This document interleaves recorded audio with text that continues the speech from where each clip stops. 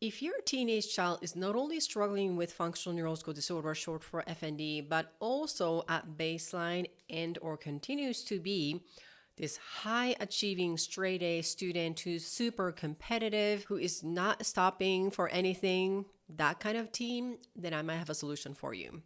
So let's dive in. Hi, my name is Dr. Lee. I'm a pediatric health psychologist and the founder of Teen FND Academy. I have helped hundreds of teens with FND and their parents resolve FND conditions so that they can get their life back and feel like normal again. So in this video, I have seen tons and tons of teens who are not only struggling with FND, but very high achieving, determined, competitive, straight A student who has this giant dream and yet continue to struggle. It's almost like they're in this endless treadmill. So I might have a solution for you. But first of all, what is FND? It is an umbrella term to describe this cross-wired communication network problem between a brain and a body. Even though your teen's brain and body are structurally and physiologically okay, it is a mind-body problem. But better yet, it is a biopsychosocial phenomenon that has the triple P, which is predisposing, precipitating, and perpetuating factors. So basically what was cooking in the oven before and what sort of triggered this FND condition and what is keeping the fire of FND alive.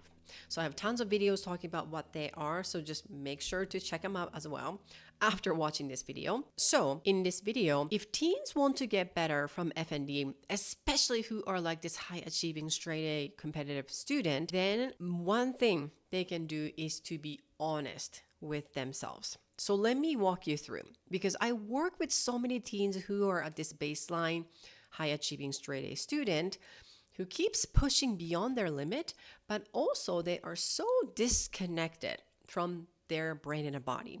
So oftentimes I hear these teens saying, I'm fine, everything is fine, everything is good, I'm doing good. When you know as a parent, they're not doing good, right? Or I hear them also saying something like this: I am such a people pleaser. I am so emotionally sensitive. I care a lot about what others think of me. And I want to make sure everyone around me is happy. So if any of these things apply to your teen, then keep watching, because I'm going to talk about what's happening with them inside their mind, because I think I cracked the code. So first of all, these teens, typically from my experience, they are super sweet and very caring people, either inside or out or both, and then some. And at the same time, they are highly independent. So they might look like a little bit sassy, but I like them because they're kind of like me, but highly independent. So having to rely on others is really hard on them, especially when they're having this FND, because what they're thinking in their mind is, I am a burden, which is totally the opposite of what they are, what they want to be, and what they continue to be. So where did this really come from? Right? Well, I have some theories based on my experience. Number one thing I want to say is they're usually modeling from other people who are like that. And apple usually doesn't fall far from the tree. So maybe this is coming from you guys' parents, or one of you, or someone around them, whether it's at peers or in that kind of environment. Maybe they're going to super competitive school, for example, or they're on this competitive team. I'm not saying those are the bad things. It's just the environment also create who they are, right? Or it could be someone they connect really well, like the teachers, or coaches, or extended family member, uncle and aunts and grandparents, and, people like that. Or this could be, the second theory is in response to the family dynamics, what's happening inside of your family. And so typically speaking, these are the teens who are caring more about the parents and also playing the role of the parent. Technically speaking, it's called parentifying roles. So that could be what's happening. And this is exactly why FND is a biopsychosocial phenomenon with 3 Ps. The FND didn't just magically come to the surface. Something was cooking in the oven. And I'm not saying it's a giant trauma or stress or anything like that. It could be, but it could be this sort of like an everyday situation happening, and the mini situations happening over the years kind of thing, right? Or it could be coming from the expectations, maybe the upbringings. Maybe you are as a parent, coming from the good place that you also have to be really thoughtful, and then you need to do better. Or even if you're not saying that directly, maybe saying something like, wow, wow, good job. And what can you do better next time? Or something like that. And it could be so benign thing, but kids internalize a lot of, if not everything, that they hear and then experience. So those are the potential things of where it's coming from. And the consequence of doing this or them being like that is literally they don't get in touch with themselves, or they are too busy distracting with other things. Therefore, it's like this. If I can get better, if I can get through this and get better from FND, then everything is going to be fine. Then everything is going to be back to how it was. But guess what? Because of that mentality, it's just so disconnected that they're not even aware. Unfortunately, FND symptoms tend to continue. Or if they get better with one symptom, something else pops up. And the vicious cycle keeps going. And what happens at the end of the day is for them to feel more frustrated and they blame themselves. Again, back to I am being a burden. I'm not good enough to resolve these symptoms and things like that, which is really not helpful, right? So what can they do? I want to give a practical solution here. So number one, teens really need to know what FND is, which is a biopsychosocial phenomenon with these 3 Ps. So watch the video somewhere else on my channel.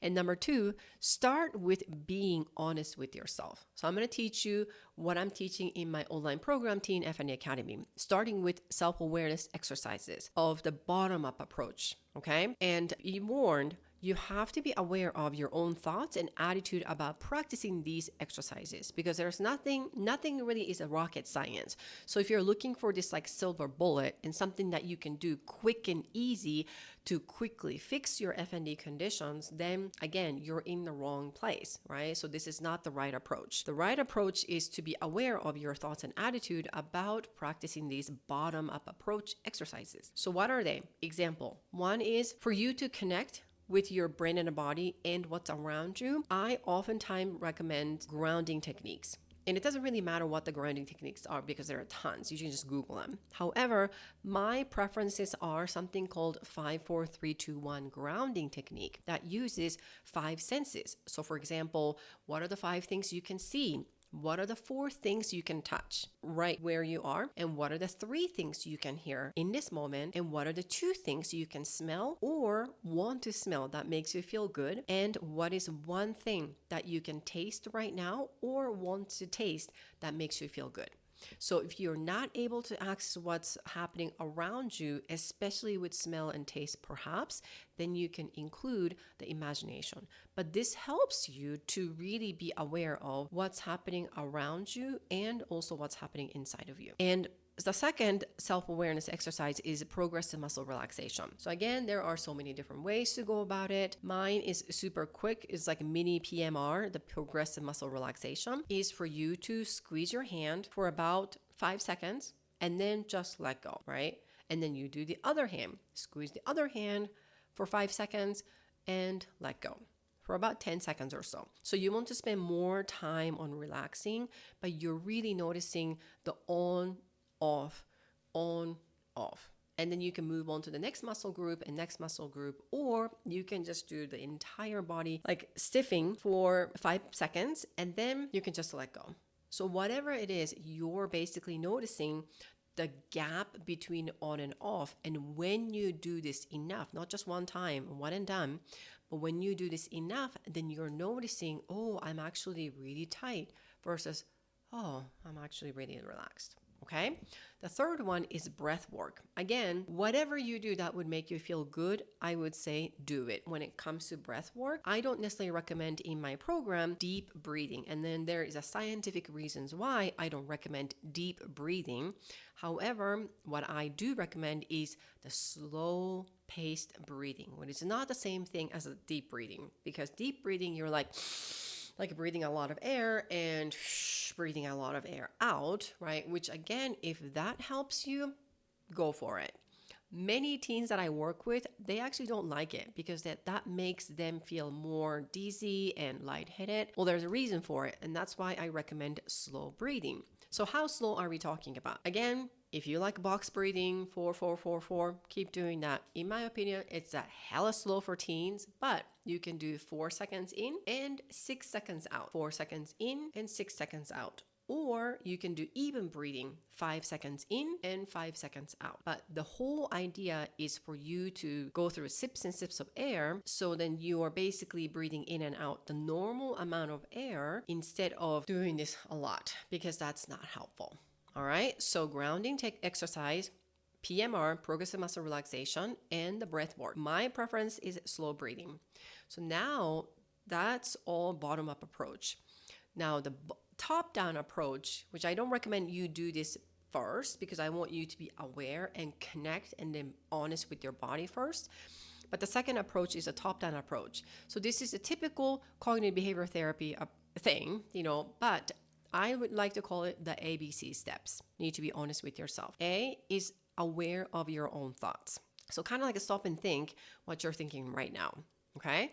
And then the B is to be the judge of your thoughts. And this is not about judging yourself, but it is really about judging whether the thought that you're having is helpful or not. So you get to judge, is this helpful or not? That's it. And then the C is to challenge the unhelpful thoughts. If you think that thing that you're thinking is not helpful. If you judge, oh, this is actually helpful, then by all means keep going, right? A, B, that's it. But if it's not helping, then this is a chance for you to challenge your unhelpful thought. And this is not just about think positive, right? I don't know if you guys watch Inside Out or Inside Out 2 movies. It's not just about think positive, but it is really about being neutral and what is inspiring, what is actually helpful for you, not necessarily just in this moment, but in a long run. And also, as a bonus, sometimes there's nothing really to change or challenge. Like I'm having a really hard time right now. Well, there's nothing really you need to lie, and then fake it till make it and thinking, oh, this is actually really easy. You know what I mean? So then you're not really being honest with yourself. So in the name of being honest with yourself, sometimes there's nothing to change or challenge. So it is really about then at that point, just noticing your thoughts. Like I have a pen, for example, right? So let me get a pen really quick. So here I have a pen, and then the point here is just because you have a thought, like I have a pen, doesn't necessarily mean this is who you are.